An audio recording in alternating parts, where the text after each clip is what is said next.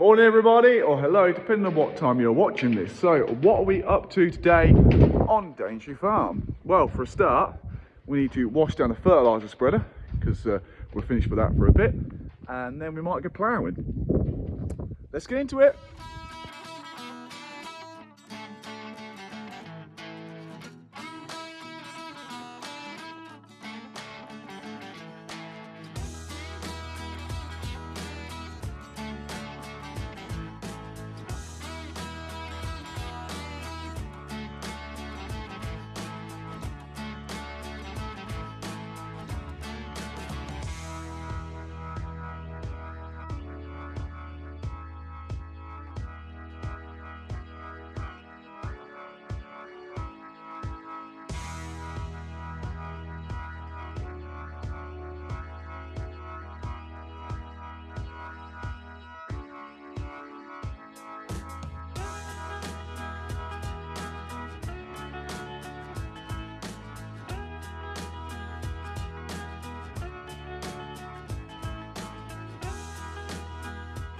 So I've just started, sorry about the sun there. So I just started washing the fertiliser spreader down. I've just done a bit, got the pressure washer out because we've been spreading nitrogen.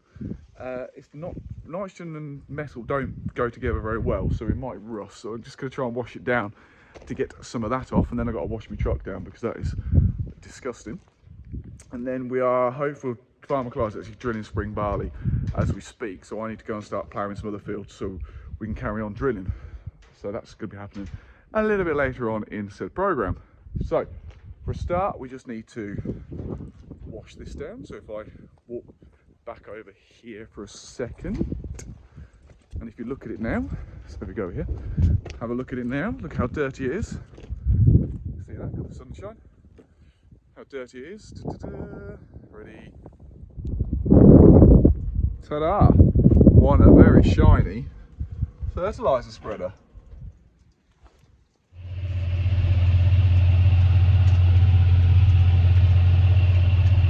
So we are ploughing in the sunshine. I've left a little bit there because that is where Farmer Clive got stuck in the sprayer, and it's a little bit wet, so I have to get that bit drained, hopefully the next round of drainage next year with the county council, fingers crossed. But I'm just sitting here going up and down thinking, I know that's dangerous, but with what came out last night, I don't normally talk about politics, as you know.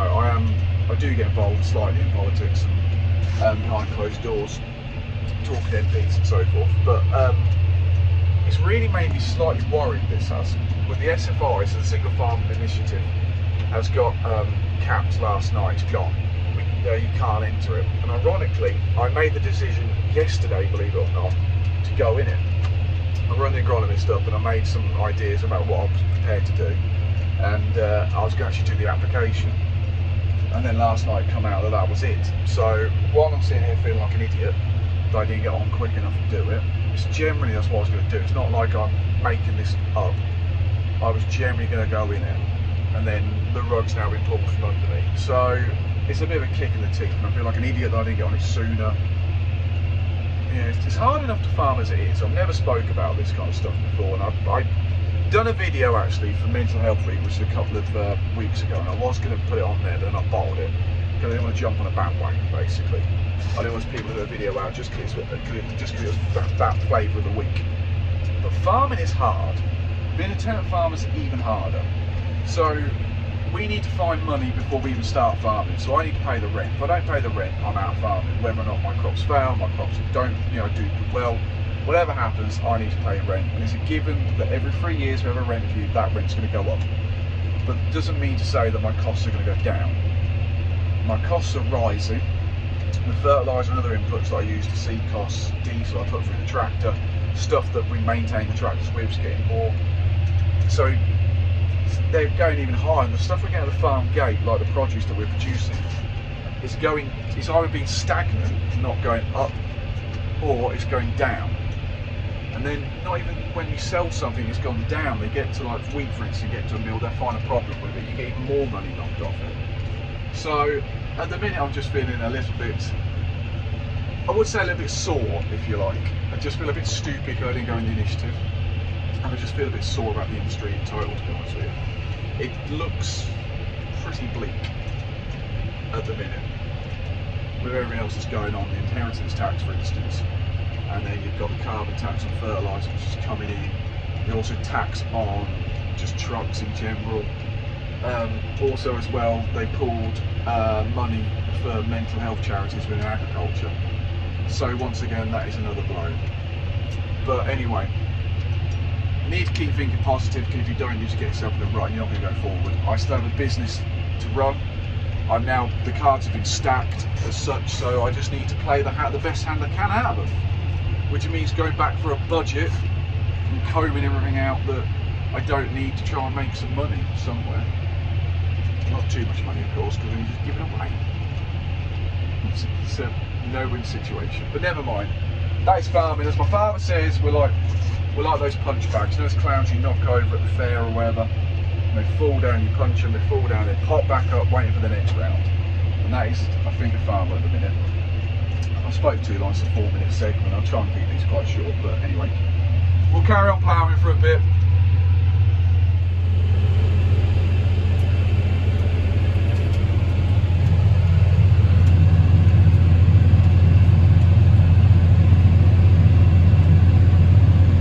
So I've managed to, oh look, there's a bird there.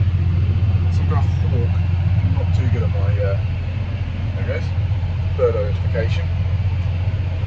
Anyway, I managed to get around the wet hole, I think is there, as you can see, so we're going to leave that. That's going to be quite nice to go on the SF5, but never mind, we won't mention it. So yeah, we're just ploughing around. We're ploughing a fair bit. Today, I don't know what we've done, I've got an acres meter on, but we're gaining over, it's got the gore to do now. But I know you're all thinking, what's Farmer Clive been doing? Well, I said he's drilling, and lucky for us, he's done us a video. So let's find out. Hello everybody. Just thought I'd just do a little bit of a video for Farmer Luke to put on his YouTube page. Today I'm doing a bit different job we ain't done for a little while, and that's drilling. This field, what we're in now, was all seed rape, and we got it all ready to drill in sort of the end of September, beginning of October. But it's starting to get a bit wet, and because Farmer Luke and the man who don't need to be named on the YouTube channel grow potatoes, and they took a bit of priority to get up. So we got late drilling, and obviously it come a bit wet, so we're going to have to get some of the winter wheat in. So what I'm doing today is putting spring barley, but I've got the drill what we normally would use in the autumn. I'll just show you that. Right, this is the drill I'm using today.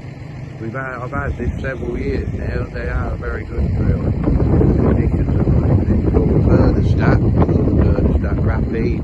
It's 4 meters, and it's just simple like lots of other drills. It's got a tank, and it's got a fan on it what blows the seed up into a cyclone thing in the tank, and that blows the seed down the pipes to come to the coulters, which are down here, and these are all disc coulters.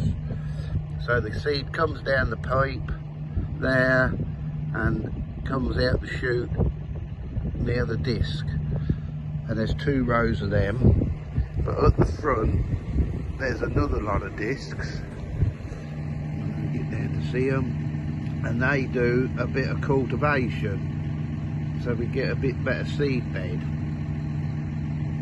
And obviously I've got the 6170 today on the drill, and this is all driven by hydraulics. It's got a hydraulic fan and an hydraulic metering system what turns it, so if I wanted to I could alter the rate on the thing. And round the back it's got what we call press wheels. They're also the ones that take it along the road. This does fold up down to 3 meters.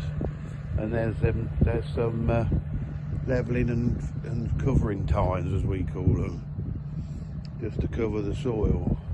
But the field we'll just have a quick look at the field to see what I've been doing.